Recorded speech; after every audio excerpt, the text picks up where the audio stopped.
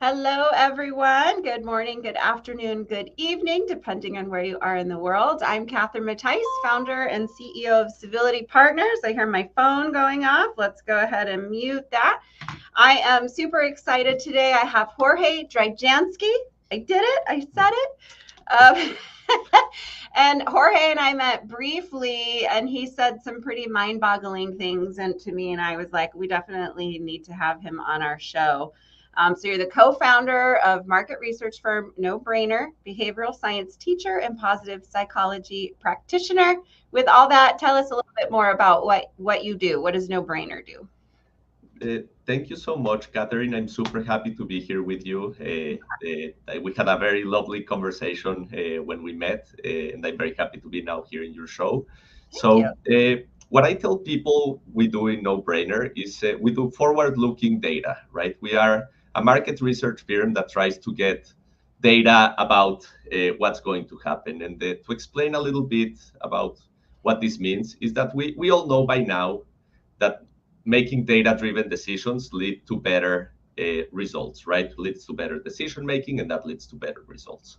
Usually, businesses understood this as let's focus on financial data, right? Mm-hmm. And the money, the numbers, right? And financial data has some benefits, right? It's very certain. The money is either in the bank or it's not in the bank. Yeah. And it allows you to have a very precise in some ways, but also kind of cold way of looking at your business. So that's what I call backward looking data. And why is financial data backward looking data? Because the money that hit the bank today is the result of something that was uh, charged, sold, operated, and previously marketed, created, and came to life and fruition way in the past, right? So it's Yeah. something that already happened. And then there's what we call present looking data, which is data about current operations, right? About people working, but just about their KPIs, their efficiency, productivity, and that gives you an idea of what's happening now. Right. Uh, but it has some pros and cons, right? There's a more uncertainty because you're not 100% sure that what you're measuring is correct, right? You're Mm-hmm. not sure that you're doing the right things at the right times. You can't be 100% sure. And the other one is, are you measuring it the right way? Or Uh, measuring the and right things, even, right? correct, correct. So that's what I call present-looking data, and it's also a very important indicator of how your business is doing, right? The problem is that a lot of companies stop here, right? Money, operations, right? Productivity, profit. And when you get into this dynamic, you Mm-hmm. start having friction between yourself, your consumers, and your employees, Mm-hmm. right? And that's when forward-looking data comes into comes in good use, right? What's forward-looking data? Data about humans, right? Because at the end of the day, real value is created by humans who do decisions, who make experiences based on what they think other humans like or need, Mm-hmm. right? And Mm-hmm. those decisions are usually the toughest, right? Because we're talking about the messiness of the human experience. We are talking about things that might or might not happen in the future. Uh, so it has larger uncertainty bounds. But it's Mm-hmm. also where most of the true value is created because humans are going to be the ones who have those strategic ideas, those new innovation ideas, those marketing ideas, those campaign ideas, or those human resource ideas that will make the company better now and in the future. And it will eventually become new operations that are improved, eventually becomes more revenue, more profit, but not if you just look at the money. You have to look at people. And that's Yeah. what we do in No Brainer. We do market research with behavioral science to try to understand each other better, right? And So that's does that mean that, so for example, if we're thinking of a product that we want to put out to market, that you go and run surveys on people to find out essentially their interest in this potential product, so we're not just hoping they like it? Tell me more about that a little. Yeah, I mean, we work a lot with companies that are either thinking of releasing a new product, or they already tried or created a new product and they want to test it, Okay. right? And both of those are very difficult things, right? Creating new things and deciding to make the investment in time or money to make it happen is expensive, right? So those decisions need to be very good. The problem is when we don't have data about how the people on the receiving end of these products will think about this, right? Mm-hmm. So in order to make better innovation decisions, we help teams collect data about the customers who will ultimately be the ones using or not using or buying or not buying this product. And we can help the team narrow down the universe of opportunities that, or potential things that we could create into certain things that are more likely to be valuable for the customer, right? That's one way we look at this specific issue. And the other one is testing, right? We work a lot with food companies, and they go through a big process of innovation, trying to understand the new flavors or flavor profiles, trying to see that where the market's at, how are things moving, and then they create some new products, right? Usually they test them in their labs, they test them with some consumers, right? And then they do a trial run, right? They decide, oh, we're going to launch a limited edition of this product. What we do is help them test those products as they are being tested in store, because when you measure yourself, you're biased, right? Your own ego comes into the way you measure. People might not want to tell you if they didn't like something that you created to your face, but they will have less issue telling that to us because we're independent, right? We're third-party partners to you. And what we do is we give it to the company straight, right? We try to gather the information that we get from customers in the least biased way possible, right? Humans, we all have bias, but I don't have the bias of being the creator of this idea, right? Right. My You're incentive, just external. Let me just look at it. Yeah. Okay. Exactly. And what I tell people, I really like baseball, so that the game is more fun when the umpire is not in the game, right? If the umpire is playing for one of the teams, it doesn't work out. But if you are an outside observer who is not in the game but can provide a good guideline of what's a ball and what's a strike in the game, or whether this product is working for these customers, we can provide that for companies. And I think it's very valuable, because you, even if the product ends up not working, you end up learning a lot about what were the potential issues, what could have been improved. And this is also a more lean startup way of thinking, right? Like you try something new, you test it out, and then you learn from that, and you evolve and you iterate and you become better, right? So what we do is for you as a company to be able to have the best data possible based on good sound methodologies, a thorough understanding of behavioral science. And what I believe is one of our specialties, we have analysis principles that allow us to understand and interpret the data in a way that's more consistent. So you will receive higher quality data to make all these tough innovation decisions. Yeah.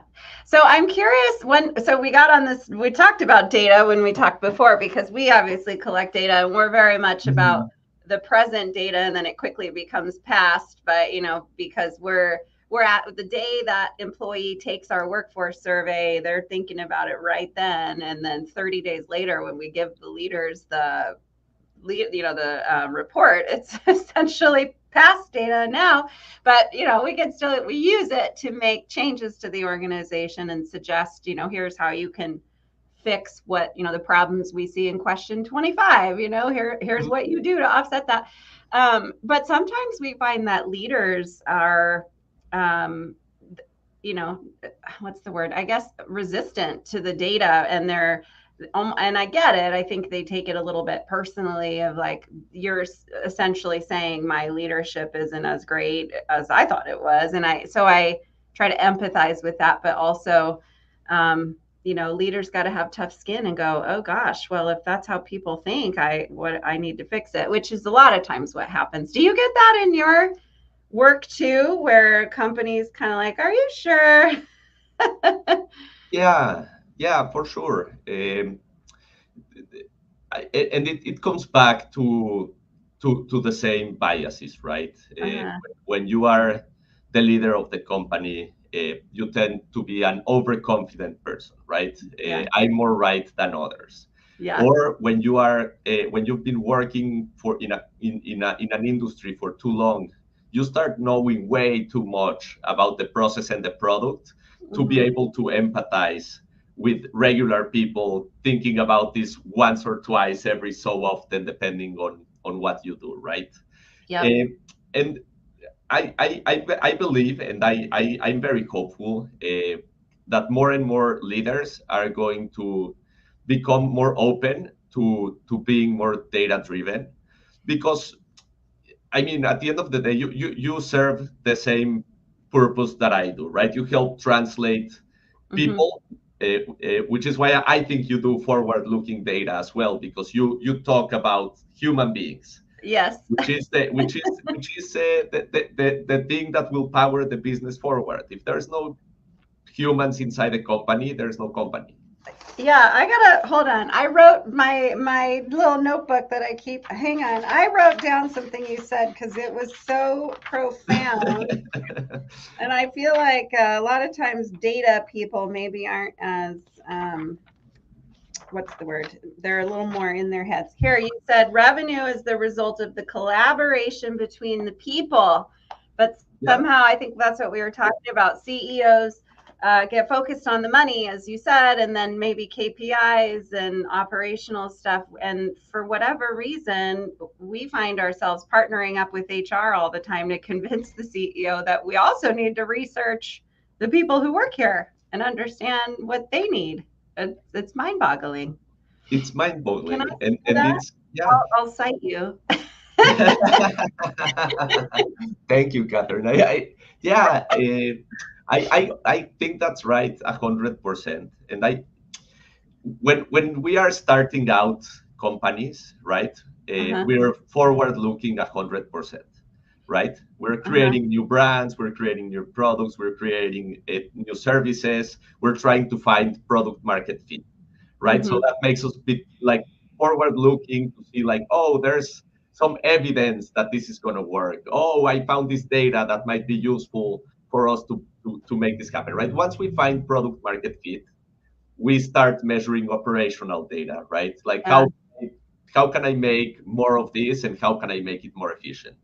Right. And then that ends up resulting in the business starting to work, and you start having financial data. So when we are starting up, we go through the process forward-looking to present-looking to backward-looking. And the problem is once companies start growing, it starts the other way. It starts financial data, then operational data, and some people venture into forward-looking data, and that's to the detriment of the company as a long-term entity, but as a benefit to the stakeholders and investors. Because they honestly, the market cares about money, and that's why they are. And sometimes the bigger the company, or the more the company has other stakeholders, the more they focus on financial data, and I think that's short-sighted. Which is why I guess to your initial question, that happens a lot, but I think it's happening less and less, and we hope to work with the people and the executives who see the value in looking at what people are thinking and doing, and to have a good approach into trying to understand humans inside and outside their company. And I'm sure that towards long term, that's gonna turn out to be way better, even if the return on investment isn't in 2 months or 3 months, even if it takes a little longer to happen. Yeah, and that's part of yes, I agree with you. The paradigm is shifting, and thank you, Tammy. She says she always loves my LinkedIn Live, so thank you. And a LinkedIn user says interesting. So yeah, if you have any questions for Jorge, he's happy to answer them. Go ahead and post them. I think we were talking before too about how something like turnover or absenteeism or lost productivity isn't really that measurable, and so it was part of the battle often is you're looking at your profit and loss or your budget, and it's like, well, we don't have a budget to do a survey, or we don't have a budget to do this training program or what have you. And it's like these numbers that are not so obvious. And so I think HR has been trying to figure out all the math to try to make some sort of help make data-driven decisions to be able to say, well, the Society for Human Resources says that turnover costs X amount of dollars. So if we apply that to our organization, here's the number. And so we have to find a way to get out of that theoretical cost so that a leader can see it on their P&L, that this was the cost of this person leaving or this department having issues or whatever. Will we ever get there? I mean, I feel like, I don't know, unless it's like somebody would really have to sit down and calculate exactly how many hours did I spend recruiting for that role and training that person? How many hours did everybody else lose because they were helping train that person? I don't know. Is there any math for that? I know you're more market research, but just curious on your thoughts. Okay, so as we go more towards longer term solutions, return on investment takes longer to reach the end of the road. Right. So sometimes it's taken a couple of years for projects that we've been in to be able to measure the results. But once you can get to that point where you give it enough follow-up to see where it all leads, you see massive returns on investment, talking about things like new business units being developed, right? Not just like, oh, we got our conversion rate up 15%, which is great, and it's data driven, but these are investments that end up having huge improvements on the company if you give them enough time to work too, right? Because you're betting on the future. And I think that's when the tide is, or why the tide's going to keep changing, because by now we understand that if we invest in data, we'll make better decisions. Right. And I think once people start looking at that as an investment and understand that it is a long-term investment, because you're talking about the life of human beings and because you're trying to break new ground, you're not just trying to do what you're already doing better, faster, and more profitably, right? You're looking towards the future of the company. What's the value of a good company culture? It's huge. It's huge, but it's not huge. We can't calculate it unless we give it time. Unless we give it time, and that's the thing. And unless we are measuring consistently, right? Which is part of the challenge, and that's fine. But I think as more companies value data and good data and understand that the future is not only in their minds and decisions because they're all powerful, but that they are part of teams that are making the decisions in the front lines of what's really happening, and that they are trying to understand a very rapidly changing world and what happens with people on the other side. That's where the value is created. And people, I think if we talked about this in this way with high executives, or if we talked about this with a professor of business at NYU, they would agree 100%, right? Right. Because it's reality. Now we're starting to understand. It took behavioral economics has been with us since the 70s. Okay. And back then it was a super opaque academic thing, right? These guys were talking about uncertainty and risk and how decision making is impacted by our context. And the economists back then were like, these guys are crazy. Right? It's like this is, you know, this is madness. And then it took 30 years for a behavioral economist to win the Nobel Prize. And then it took until 2000 and I don't know, 8, 10, 12 for Moneyball to come out and bring the use of data to a wide audience. And then it took a Brad Pitt movie, right, to make it massive.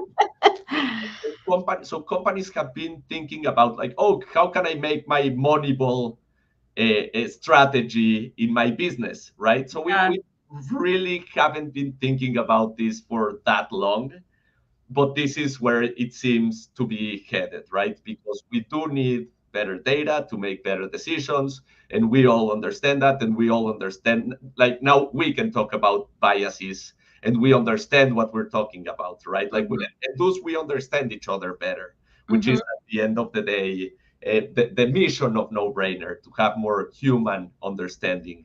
And I think the fact that we are all talking and thinking about this in professional circles like the ones we are and with the people that we speak with, it's going to keep moving the ball forward for companies to see the value in trying to hear, have empathy, and learn about other humans, to understand them, to improve companies. And I think that's going to be the future. I hope so too. I love how excited you are about data. I've never, I love it. I'm like, can I bring you to my sales calls around just to be like, here's somebody who doesn't even work here, but he's excited and he'll get you excited. Talk to me about like collaboration and bias and data, and how does all that fit together if we're talking about people and behavior? Yeah, actually, right before we jumped in here, I was having this conversation with one of our clients regarding a new stakeholder that they are trying to reach, right? Okay. A new, let's say, like Gen Z, right? You're trying to reach a new audience. When you are inside the marketing team, you're wondering like, how do I even approach this problem, right? And then you get biased by either like the highest paid person opinion or the highest ranked person's opinion, right? Or by like the internal politics and the and biases and the assumptions, right? That we all have, because we all do assumptions before we read the data. That's basic behavioral science. So the benefit or how does this all fits together is if we can collect data about those same people and create sources of truth that they might not be 100% accurate, right? Because it's impossible to have 100% accuracy. There's uncertainty. But if we all agree that this is what we all agree as a team that we believe, because we have good quality data that backs it up and good solid analysis that gives us insight into those people, if the entire team can get together and have that in mind when they are making these decisions, it makes the conversation around what to create smarter and more likely to work. And that's how it works. Because if you have a bad data or incomplete data, you'll have some sense, right? But the deeper you go and the more you can focus on something you all understand to be as close to actual truth or whatever as possible, based on methodologies, based on the type of target you're reaching, right? And you can all get together and make those decisions. And it's probably the same with the teams you work with.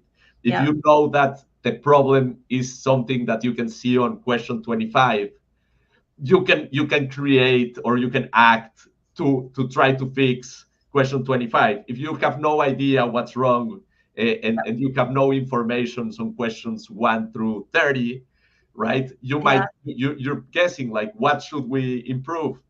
I don't know, there's 30 things that you can improve. Which one's the right one for now?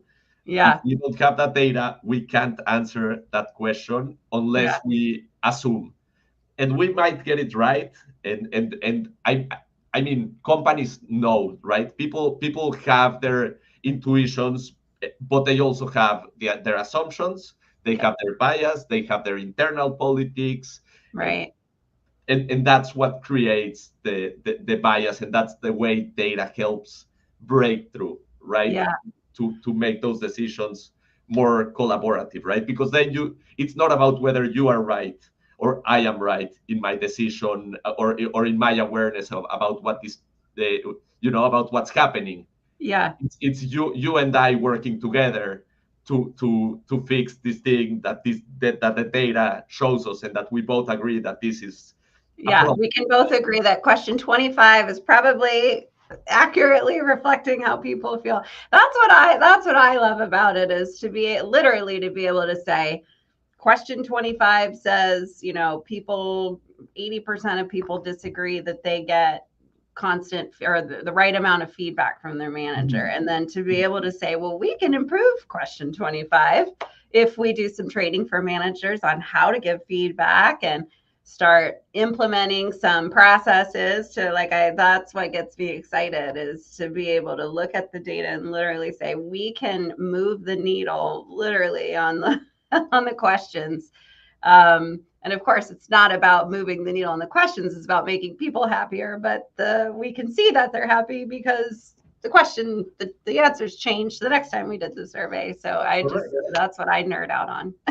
And if that indicator changes, it means that there's better feedback being received by employees from their employer, and it means that they can be more focused and that they can do their job better, and that they are probably happier because they're having better feedback, because not knowing is not conducive to happiness, right? So that's I think that's how it all kind of ties together, right? Yeah. I love this conversation. We didn't get any questions. Sometimes we get some good ones, but this will be evergreen for everybody to watch. And again, I just appreciate the chat. And I know we're both here in the same networking group in San Diego. I got to show the little activity thing for everybody to see. So if you're, slides. I'm still learning how to do this. There we go. Let me move it. Here we go. There's the activity ID for those of you. Oops, that's November 3. That is not accurate. That's not what I'm showing on my screen. Hold, please. We're having a technical difficulty. Stop presenting. Okay, I'm just going to read it out. Forget that, because that says November 2, 2023. The activity ID for today is 24-EMDMW. 24-EMDMW. So if you're with SHRM, you can, here, I figured it out. If you're looking for some SHRM credits, there is your activity ID. Thank you so much, Jorge, for having this conversation. I love how excited you are about data and the way that you're able to really bring it from science-y just down to here's what we do and why we do it and why it's helpful. So thank you for doing that. I just feel like a lot of people are either really data driven or really people driven, and you're clearly both. So thank you. Oh, thank you, Catherine. I really appreciate it. I love speaking with you. I love the way you approach your work as well. I find it super interesting and really beautiful, because at the end, making other humans happier, I feel like there's no better mission in life. Thank you. I do love my job. Yeah, me too. That's why I'm very excited.